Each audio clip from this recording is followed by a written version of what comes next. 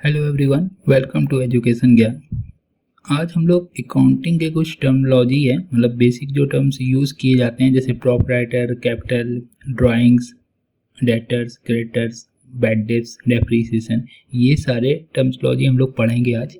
तो इसमें सबसे पहला देख रहे हैं आप प्रोपराइटर। तो प्रोपराइटर क्या होता है? जो बिजनेस का मालिक होता है वो प्रोपराइटर कहलाता है। जो बिजनेस में पैसा लगाता है, जैसे मेरा बिजनेस है, हमने पैसा लगाया अपने बिजनेस में प्रॉफिट अर्न करने के लिए, तो वो क्या कहलाएगा? हम मालिक कहलाएंगे उसके।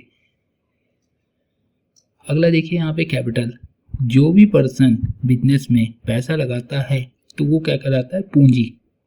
जैसे मान लो कि हम एक बिजनेस स्टार्ट करना चाहते हैं, तो उसमें हम जो भी पैसा लगाएंगे, जो भी पैसा इन्वेस्ट करेंगे, या आप भी हमारे बिजनेस में जो भी पैसा इन्वेस्ट करोगे, तो वो पैसा क्या कहलाता है? कैपिटल। ठीक है, वो इन्वेस्टमेंट हमारा यहाँ पे कॉमर्स में क्या कहलाएगा? कैपिटल, मतलब पूंजी, बिजनेस को स्टार्ट करने के लिए।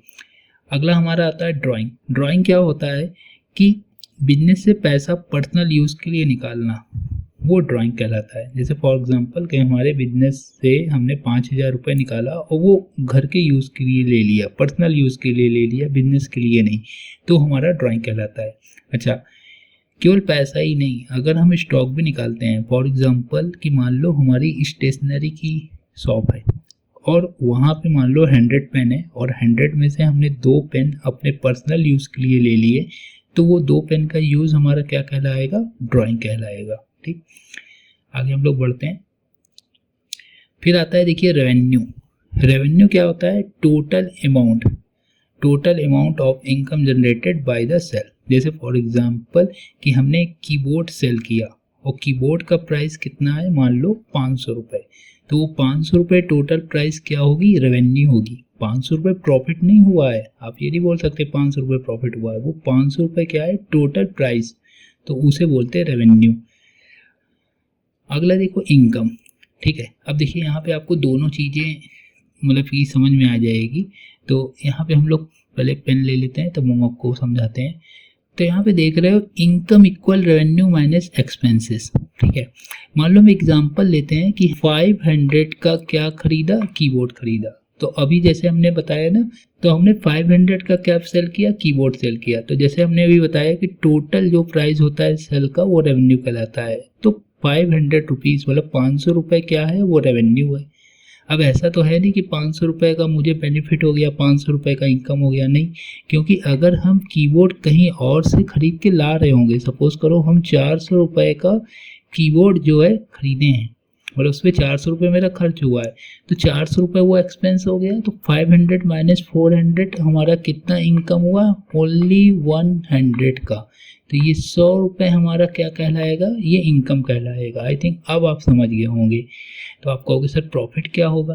देखिए, इनकम छोटे छोटे पीस में होता है, ठीक है, और प्रॉफिट क्या होता है? जो ईयरली होता है। जैसे फॉर एग्जांपल कि टोटल रेवेन्यू, मतलब कि आपका जो अगर डेली कुछ ना कुछ सेल हो रहा है, 2 कीबोर्ड, 4 कीबोर्ड, 10 कीबोर्ड, तो ईयरली जो है टोटल ईयर में कितना सेल हुआ। तो मान लो ईयर में हमने 300 जो है कीबोर्ड सेल किए हैं, तो वो टोटल जो रेवेन्यू रहेगा वो माइनस होगा टोटल एक्सपेंस से। इसी तरीके से मान लो हमने जो है कितने कीबोर्ड खरीदे या कितने हम लोग उसमें खर्च किए, तो ये ईयरली जो प्रॉफिट जो होता है वो क्या करता है? ईयरली काउंट होता है। ठीक है, और इनकम हमारा क्या होता है? रोज रोज टुकड़ों में काउंट होता है, वैसे आप समझ लो। ठीक है, ये थोड़ा कॉमर्स की भाषा है, तो इसमें इसी तरीके से होता है। बाकी आप आम भाषा में प्रॉफिट और इनकम दोनों को सेम बोल देते हो, वहाँ चल जाता है, बट कॉमर्स में थोड़ा सा आपका इसमें फ़र्क होता है। ठीक है, ये जानना आपके लिए ज़्यादा ज़रूरी है। अब देखिए सबसे मोस्ट इम्पॉर्टेंट चीज़ हम लोग पढ़ने जा रहे हैं, एसेट्स। एसेट्स क्या होता है? तो एसेट्स वो चीज़ें होती है जो कि हमारे बिजनेस में लग के और मुझे प्रॉफिट गेन करे। जैसे फॉर एग्जांपल कि मेरी एक फोटोस्टेट की शॉप है नहीं, मतलब कि हम एग्जांपल ले रहे हैं, तो मेरी एक फोटोस्टेट की शॉप है, तो हमने फोटोकॉपी मशीन लगा के रखी है। अब वहाँ पे बगल में कॉलेज है, तो वहाँ पे भीड़ ज़्यादा लगती है, तो मेरा वर्क इतना ज़्यादा है कि कितने लोग वो वापस हो जाते हैं। ठीक, तो मैंने कहा कि ऐसा है 2 मशीन और रख लें, तो कोई बच्चा वापस नहीं होगा और मेरा और बिजनेस आगे बढ़ेगा। तो मैंने 2 मशीन और ख़रीदी। तो ये जो मशीन है मेरे लिए क्या कर रही है? प्रॉफिट जनरेट कर रही है। ठीक है, तो ये मेरे लिए क्या है, संपत्ति, एसेट्स। जैसे मान लो मेरा मोबाइल फ़ोन, मैं इससे क्या कर रहा हूँ, वर्क कर रहा हूँ, ठीक।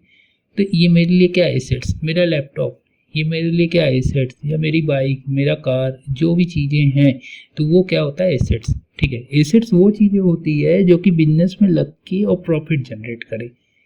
जैसे आपको वाईफाई होता है, अब मान लो आपने वाईफाई लगाया और वाईफाई से आप बिजनेस का जो भी ऑनलाइन चीज़ हो रहा है वो यूज़ हो रहा है। जैसे आप पहले मोबाइल से यूज़ करते थे तो वो काम आधा घंटा ले लेता था, लेकिन जब से आपने वाईफाई लगा लिया तो वो काम आप 10 मिनट में कर रहे हो, क्योंकि अपलोडिंग जो है ज़्यादा अच्छी, स्पीड अच्छी मिल रही है आपको नेट की। तो यहाँ पे क्या हो रहा है, वो वाईफाई आपके लिए भी क्या हो रहा है, एसेट्स, ठीक है। तो एसेट्स की डेफिनेशन आप समझ रहे होंगे कि एसेट्स क्या हो रहा है, ठीक है। कहीं ना कहीं हमको बिजनेस में वो प्रॉफिट देता है, ठीक। अच्छा, मान लो हम जो भी मशीन या जो भी चीज़ें खरीद रहे हैं वो फिर लॉन्ग टर्म के लिए अगर यूज़ कर रहे हैं तो वो फिक्स एसेट्स कहलाती है। और एसेट्स हम जब खरीदते हैं तो उसको रीसेल करने के लिए नहीं रहता है। जैसे यहाँ पे लिखा हुआ है ना, रीसेल के लिए हमारा नहीं होता है, नॉट फॉर रीसेल, ऐसा नहीं। रीसेल क्या चीज़ होता है कि जो गुड्स हम खरीदते हैं उसको दोबारा जो बेच देते हैं वो हमारा क्या होता है, वो रीसेल के लिए होता है, वो हमारा गुड्स कहलाता है। बट एसेट्स इस कैटेगरी में नहीं आता है।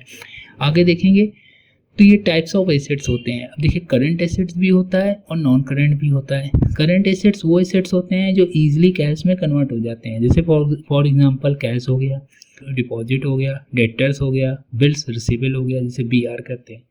जैसे फॉर एग्जांपल हम आपको पढ़ा रहे हैं, ठीक, आप हमारे यहाँ पढ़ने आए, हम आपको पढ़ा रहे हैं, तो कहीं ना कहीं आप हमें 2 दिन, 4 दिन, 10 दिन या अगले महीने आप हमें क्या दोगे, पैसा दोगे, देनदार हो हमारे लिए। तो ये क्या है, मेरे लिए एक संपत्ति है, एसेट्स है, ठीक। उसी तरीके से शॉर्ट टर्म्स लोन होते हैं। शॉर्ट टर्म लोन, जैसे हमने किसी को लोन अगर दिया है, कुछ पैसा दिया है, ठीक है, इंटरेस्ट पे, 2 महीना, 3 महीना, मतलब 1 ईयर से लेस देन, ये जो भी करंट रहता है ये 1 ईयर से लेस देन रहता है। 1 ईयर से लेस देन जो भी रिकवरी मुझे हो रही है वो करंट में आ रही है, ठीक। फिर उसके बाद स्टॉक। अब आपको कोई स्टॉक कैसे, जैसे रॉ मटेरियल है, ठीक है, work in progress, finish goods, तो ये सारी चीज़ें लेस देन 1 ईयर के अंतर्गत हम इसे सेल कर रहे हैं, ठीक है, फाइनली बना के। तो इससे भी कुछ ना कुछ पैसा आ रहा है बिजनेस में, तो ये हमारा क्या कहला रहा है, करंट एसेट्स कहला रहा है। अब नॉन करंट एसेट्स क्या होता है, जो 1 ईयर से मोर देन होता है। ये आपका क्या होता है, ये आपका मोर देन, अगर इसको हम मोर देन का साइन बना देते हैं, मोर देन 1 ईयर, लिखने में इसमें बहुत प्रॉब्लम होती है भाई। ये मोर देन 1 ईयर है, ठीक है, ये 1 लिखा है, ठीक है, ध्यान रखना। और यहाँ पे क्या हो रहा है, सॉरी, लेस देन, भाई क्या बोल रहे हैं। तो यहाँ पे क्या होता है, ये लेस देन 1 ईयर, ये लेस देन हमारा 1 ईयर होता है, और ये हमारा मोर देन 1 ईयर होता है, ठीक है। मैं यहाँ पे 1 लिख देता हूँ, ठीक है। अब जैसे मान लो फिक्स एसेट्स है, जैसा अभी हमने बताया था कि जैसे हम कोई फर्नीचर खरीदते हैं, मशीन लगवाते हैं, तो वो ऐसा नहीं है कि 2-4 महीने में उसे हटा दिए। हाँ, कोई कंडीशन आई, ख़राब हुआ तो बात अलग है, लेकिन उसे लॉन्ग टाइम के लिए रखते हैं। जैसे आप बाइक खरीदते हो, कार खरीदते हो, तो आप उसे कई साल यूज़ करते हो। ऐसा नहीं कि आज खरीदे और कल बेच दिया। हाँ, कुछ लोग होते हैं, ऐसी बात नहीं है। तो लॉन्ग टर्म्स इन्वेस्टमेंट, जैसे लॉन्ग टर्म आपने इन्वेस्ट कुछ किया है, हाँ, शेयर में या बॉन्ड्स, ये सब सारी चीज़ें लिखा है, स्टॉक है, बॉन्ड्स है, ये सब लॉन्ग टर्म जो आप अगर इन्वेस्टमेंट करके रखे हुए हो कि एक लंबे समय बाद आपको फ़ायदा मिलेगा, 2-4 साल, 10 साल, तो वो हमारा नॉन करेंट में आएगा, ठीक। फिर वैकेंट जो है लैंड, जैसे यहाँ पे दिख रहा है कि आप कोई ज़मीन खरीद के रखे हो, वहाँ पे आप कंपनी नहीं बनाए हो, वो यूज़फुल नहीं है अभी, उसको केवल रख लिया है आपने, और आगे फ्यूचर में आप उसका पैसा उससे अर्न करोगे सेल करके या उस पर कुछ बना के, तो वहाँ पे हमारा क्या कहलाएगा, वो भी नॉन करेंट एसेट्स कहलाएगा। इनटेंजिबल, कुछ एसेट्स होते हैं टेंजिबल होते हैं, दिखाई देने वाले, जैसे कैश हमें दिख रहे हैं, ठीक, या हमारा एसेट्स हमें दिख रहा है, या हमारा स्टॉक हमें दिख रहा है, उसे हम छू सकते हैं। और कुछ होते हैं इनटेंजिबल। इनटेंजिबल क्या होता है, जैसे आपका पेटेंट, ट्रेडमार्क, कंपनी का लोगो, सिंबल, कॉपीराइट, आपने सुना होगा कॉपीराइट वगैरह। गुडविल क्या होता है, आपका नेम ऑफ फेम, जैसे मान लो कोई शॉप है, कोई दुकान वाला है, उसका नेम बहुत है, नाम बहुत है, जैसे नाम से जाते हैं ना कि फलाना दुकान वाला है, उसके यहाँ समोसे हैं, उसके यहाँ मिठाइयाँ अच्छी मिलती है, ठीक है। या आप देखो एप्पल कंपनी, आईफोन वगैरह है, तो ये नेम फेम है, ठीक है। इनकी सर्विस भी अच्छी है, ऐसी बात नहीं है, लेकिन ये नेम फेम है, ठीक। तो यहाँ पे फिर सॉफ्टवेयर हो गए, वेबसाइट हो गए, जो सॉफ्टवेयर आप यूज़ कर रहे हैं, या डोमेन वगैरह हो गया, तो ये सब क्या है, इंटेंजिबल की कैटेगरी में आते हैं, ठीक। ये इंटेंजिबल एसेट्स कहलाएंगे। आगे देखते हैं, आगे आएगा लायबिलिटीज, ठीक है। तो लायबिलिटीज क्या होता है, देखिए एसेट्स जैसे है वैसे फिर इसका अपोजिट लायबिलिटीज है। एसेट्स हमारे लिए क्या है, एक संपत्ति है, ठीक है। एसेट जितना मेरे पास रहेगा उतना मुझे फ़ायदा है। लायबिलिटीज़ क्या है कि जैसे मान लो आपने किसी से लोन लिया या आपने उधार आपने ख़रीदा आउटसाइडर से, तो आपको उसे पेमेंट करना ही करना है। लायबिलिटीज़ आप समझ लो आपकी रिस्पॉन्सिबिलिटी, कि आपके पास आपके ऊपर जितनी रिस्पॉन्सिबिलिटी रहेगी उसे आपको पूरा करना ही करना है, ठीक है। नहीं करोगे तो फिर प्रॉब्लम होगी। किसी से आपने पैसा लिया है तो उसे आपको चुकाना ही चुकाना है, ठीक है। तो ये आपकी लायबिलिटीज़ होती है। जितना भी पेबल अमाउंट, आपने लोन लिया है तो लोन आपको चुकाना है। तो यहाँ पे देखो लिखा हुआ है आपका formula, liabilities equal assets minus capital. आगे देखेंगे तो ये भी दो कैटेगरी में डिवाइड है, नॉन करेंट और करेंट। अब नॉन करेंट हमारा क्या होता है कि वो लायबिलिटीज़ जो कि मोर देन 1 ईयर, जैसे वहाँ पे था ना मोर देन 1 ईयर, उसी तरीके से ये मोर देन 1 ईयर होता है। और अगर आप जो है मोर देन 1 ईयर से आपकी लायबिलिटीज़ ज़्यादा है, मतलब कहने का मतलब है कि मान लो आपने लोन लिया है और 1 साल से ऊपर का है तो वो नॉन करेंट कहलाएगा। और अगर आपने लोन जो भी लिया है वो 1 साल से अंदर अंदर आप पेमेंट कर देते हो नियर फ्यूचर, तो वो आपकी लायबिलिटीज़ क्या कहलाएगी, करंट लायबिलिटीज़ कहलाएगी। ये दो अलग अलग कैटेगरी है यहाँ पर। तो ये टाइप्स ऑफ लायबिलिटीज़ यहाँ पे दी गई थी। अगला हम लोग देखते हैं, वही चीज़ दिया हुआ है, लॉन्ग टर्म और फिक्स भी हम लोग बोलते हैं, शॉर्ट टर्म या करेंट भी बोलते हैं, जो अभी हमने आपको बताया। जैसे आपके क्रेडिटर्स हो गए, ठीक है, आउटस्टैंडिंग एक्सपेंसेस वगैरह हो गया, जो अभी हमने बताया, बिल्स रिसीवेबल वगैरह। इसी चीज़ को ये अनदर डेफिनेशन में दिया गया है।